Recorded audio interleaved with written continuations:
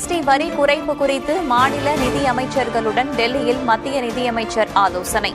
நாளை மறுநாள் முதல் பல்வேறு அத்தியாவசிய பொருட்கள் விலை குறைப்பு அமலுக்கு வரும் என தகவல்.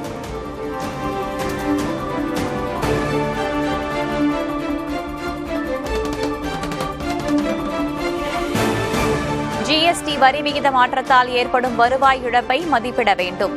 டெல்லி கூட்டத்தில் எதிர்க்கட்சிகள் ஆளும் மாநில அரசுகள் தரப்பில் கோரிக்கை.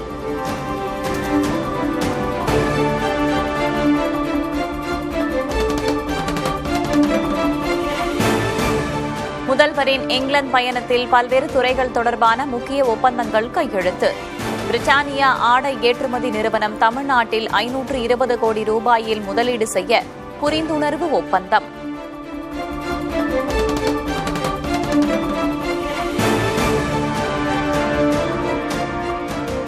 போதைப் பொருட்கள் விற்பனை தொடர்பாக பலமுறை எச்சரித்தும் திமுக அரசு நடவடிக்கை எடுக்கவில்லை.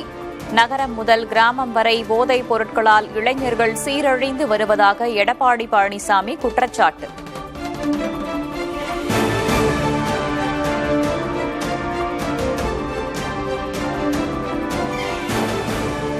தேசிய ஜனநாயக கூட்டணியிலிருந்து விலகுவதாக டிடிவி தினகரன் அறிவிப்பு. துரோகம் தலைவிரித்தாடுவதாக குற்றம் சாட்டி வெளியேறினார். டெல்லியைச் சேர்ந்தவர்கள் நல்ல ஒரு முடிவெடுப்பார்கள் என்று காத்திருந்தோம். ஆனால் அதற்கு வாய்ப்பு தெரியவில்லை. அதனால் தேசிய ஜனநாயக கூட்டணியிலிருந்து நாங்கள் வெளியில வருகிறோம் தான் சொல்லிட்டு அதான் சொல்றேன். எங்க நிலைப்பாடு என்னங்கிறத டிசம்பர்ல அறிவிப்பேன்னு சொல்லிட்டேன்.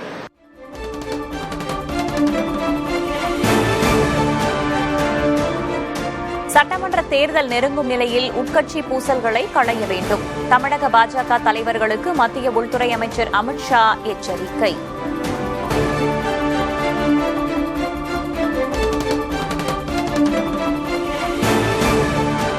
சசிகலாவை சந்தித்ததாக வெளியான தகவல் தவறு. எல்லாவற்றுக்கும் 5ஆம் தேதி பதில் கிடைக்கும் என செங்கோட்டையன் பேட்டி.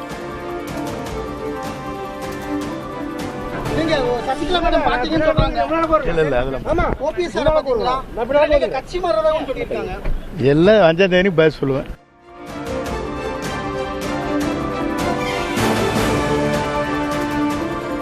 பதினாறு குற்றச்சாட்டுகள் தொடர்பாக விளக்கமளிக்க அன்புமணிக்கு மீண்டும் கெடு. கடந்த 31ஆம் தேதியுடன் கெடு முடிந்த நிலையில் அன்புமணி விளக்கம் அளிக்கவில்லை என ராமதாஸ் பேட்டி.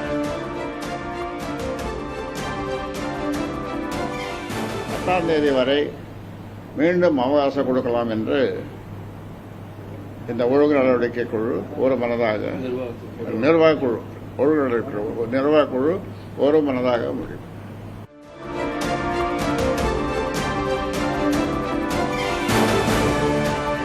திருச்சி ஸ்ரீரங்கம் ரங்கநாதர் கோவிலில் குடியரசுத் தலைவர் திரௌபதி முர்மு வழிபாடு.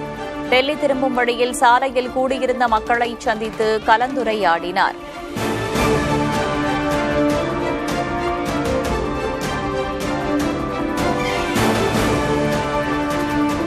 திண்டிவனம் நகராட்சி அலுவலகத்தில் பட்டியலினத்தைச் சேர்ந்த அரசு ஊழியரை காலில் விழ வைத்த விவகாரம். பெண் கவுன்சிலர் உட்பட 5 பேர் மீது வன்கொடுமை தடுப்புச் சட்டத்தின் கீழ் வழக்கு பதிவு.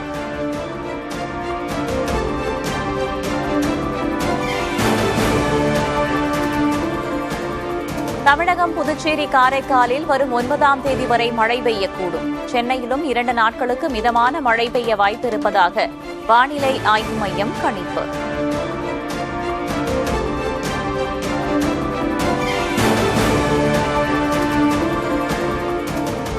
காய்ச்சலால் பாதிக்கப்பட்டோர் மருத்துவமனையில் அனுமதிக்கப்பட்டு டிஸ்சார்ஜ் ஆனாலும் கண்காணிக்க ஆணை. வைரஸ் காய்ச்சல் பரவல் தொடர்பாக மாவட்ட அதிகாரிகளுக்கு தமிழக சுகாதாரத்துறை அறிவுறுத்தல்.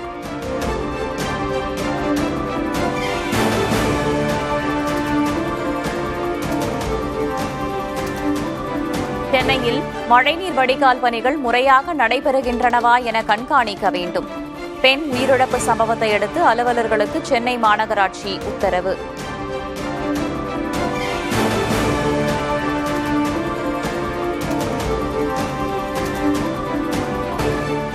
இந்தியாவிற்கு விற்கும் கச்சா எண்ணெய் விலையை மேலும் குறைக்க ரஷ்யா முடிவு என தகவல். S-400 வான் பாதுகாப்பு அமைப்புகளை கூடுதலாக தருவது குறித்தும் பேசி வருவதாக விளக்கம்.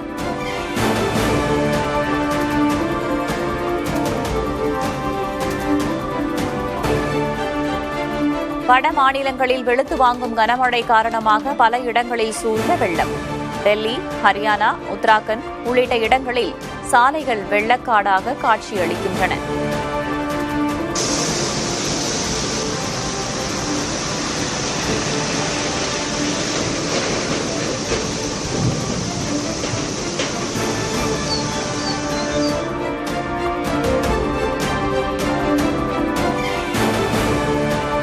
டெல்லியில் தொடர்ந்து உயர்ந்து வரும் யமுனை நதியின் நீர்மட்டம். குடியிருப்புகளுக்குள் புகுந்த வெள்ளத்தால் பாதுகாப்பான இடங்களுக்கு செல்லும் மக்கள்.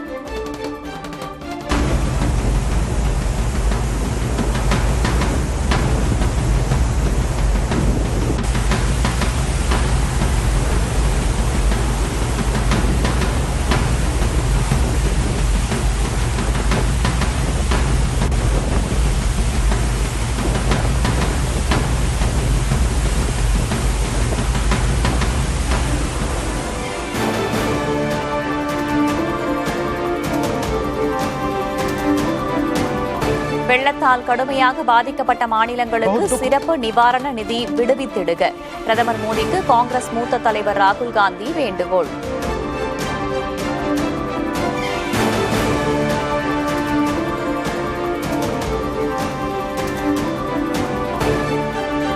ஜப்பானை 2ஆம் உலகப் போரில் வென்றதன் 80வது ஆண்டு விழாவை பிரமாதப்படுத்திய சீனா. கண்கவரும் அணிவகுப்புகள், ஆயுத பலத்தை உலகிற்கு காட்டும் நிகழ்வுகள்.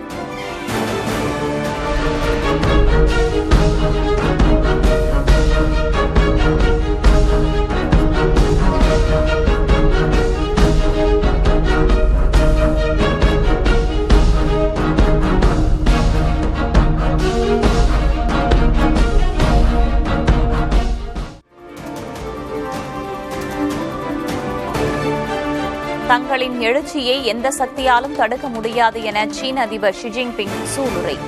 உலகம் போருக்கும் அமைதிக்கும் இடையே நிற்பதாகவும் போர் வெற்றி விழாவில் பேச்சு.